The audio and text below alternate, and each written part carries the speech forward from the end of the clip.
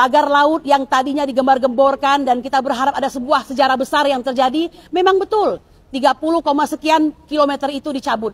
Dan yang mencabutnya bukan orang yang menanamnya, tapi dengan menggunakan biaya negara. Lalu gembar-gembor yang menjadi pahlawan pada saat itu yaitu Menteri ATR BPN, ternyata setelah dia batalkan kembali apa yang dikatakannya. Dan hari ini tak berbunyi lagi, ya, tidak ada suaranya lagi. Kemana ini? Ini hanyalah sebuah karnaval yang dipertontonkan. Harus ada kambing hitam, harus ada yang jadi pahlawan. Kami mengatakan kami muak dengan hal tersebut. Ya, kami terus berusaha percaya bahwa presiden yang kami cintai pada hari ini, yang kami insya Allah maafkanlah jika ada salahnya, sedang melakukan operasi Sandiuda, merobek dari dasar lambung, melakukan perbuatan perbaikan. Ya, memang nampak seperti menggeledah Pertamina sehingga ketahuan ada 1.000 triliun yang dikorupsikan. Tetapi tidakkah ini hanya soal pergantian pemain semata? Entahlah, ya. Lalu kami mengatakan tiba-tiba Kontras datang ke sebuah hotel yang tertutup di mana sedang direncanakan sebuah rancangan undang-undang TNI secara diam-diam. Mengapa hal-hal seperti ini kembali terulang? Ya, kalau rancangan undang-undang sedemikian gampangnya dibuat, begitu perintahnya hanya berapa hari yang lalu mengapa untuk kami rakyat ini tidak semudah itu? PIK 2 ini. Ya, PIK 2 ini. Jadi kami ingin mengatakan Bapak, cobalah turun ke lapangan, ya. Turun Pak, sekali-kali. Bukankah sekian tahun Anda ingin menjadi presiden, ingin mengibahkan hidup Anda, mewakafkan hidup Anda dan keahlian Anda untuk bangsa yang Anda cintai, karena keluarga Anda juga seorang keluarga pahlawan. Buktikanlah itu. Sama seperti saya ingin mengatakan kepada Puan Maharani yang hari ini masih menjadi ketua DPR, ya. Kemudian Ibu pimpinan DPR, kemudian Ibu Megawati yang merupakan ketum PDIP. Waktu dan umur Anda itu gunakanlah. Perbaikilah kesalahan-kesalahan bangsa ini.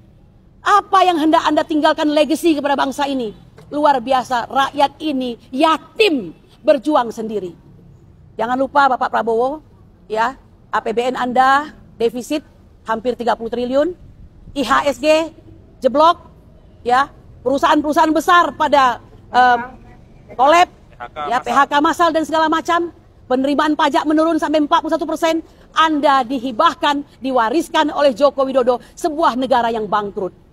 Lalu apa alasannya Anda masih berasyik masyuk dengan beliau? Orang ini terindikasi, bukan lagi terindikasi, bahkan sudah ada penelitiannya, presiden 2 periode dengan ijazah palsu. Ya, oleh karena itu saya ingin mengatakan sangat lucu jika Anda terus mempertahankan hubungan yang sangat rapuh ini, ya. Kecuali memang ada kebutuhan serta kepentingan di antara kedua belah pihak. Tapi kami sebagai warga tidak sudi jika hal ini diterus-teruskan. Ya, seperti kata Mao Zedong, let them busy with the basic need and they will forget about the freedom they lost. Kau biarkan anak bangsa ini sibuk mencari kehidupan, remeh-temeh kehidupan, supaya mereka lupa dengan hak mereka, serta demokrasi dan hak mereka untuk mendapatkan pemimpin yang baik, kehidupan yang baik, dan semua yang baik. Apalagi Indonesia sangat memungkinkan memberikan kemewahan tersebut.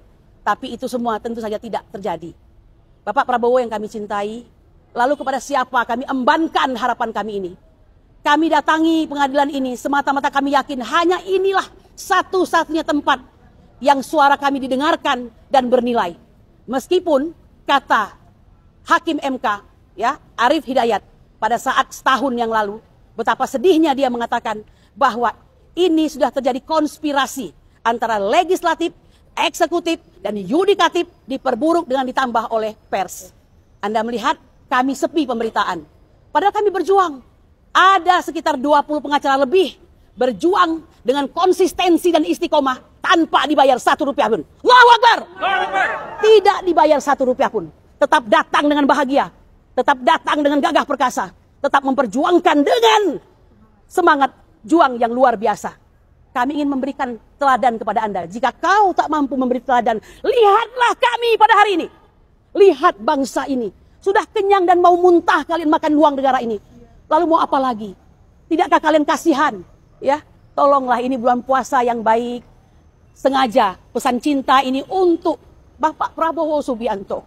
Jika Anda kurang dalam beragama, boleh ditambahkan Pak. Panggillah ulama-ulama yang hanif, yang memberikan nasihat kepada Anda, yang tidak datang kepada Anda hanya karena menginginkan sesuatu. Dengarkanlah Pak, bisikan-bisikan yang benar, yang baik dari orang-orang yang baik. Hentikanlah segala macam kong kali kong, cawe-cawe dan segala macam yang pada akhirnya akan berakhir Anda pada sebuah yang bernama kematian dan menemui Robmu. Mohon maaf, kami harus sampaikan ini. Saya kira waktu Bapak kan juga tidak banyak, ya kan, umur sudah tua, kami pun demikian juga. Kita ini seperti kata Ustadz Ahmad Rosinuddin, sesungguhnya tidak mewariskan apa yang telah disampaikan oleh pejuang dahulu, akan tetapi tugas berat kita pada hari ini mewariskan negara ini secara utuh kepada generasi berikutnya. Akankah itu terjadi? Wallahu a'lam bishawab. Anda sendiri pernah membaca buku Ghost Fleet, mungkin tahun 2030 Indonesia sudah tidak ada. Demikian yang bisa saya sampaikan. Mohon Pak, ambil waktu sendiri Pak, perhatikan rakyatmu. Ambil waktu itu. Allah menakdirkan Anda menjadi presiden, maka ambillah waktu itu. Jika tidak, kau akan menyesal selamanya. Demikian yang bisa saya sampaikan.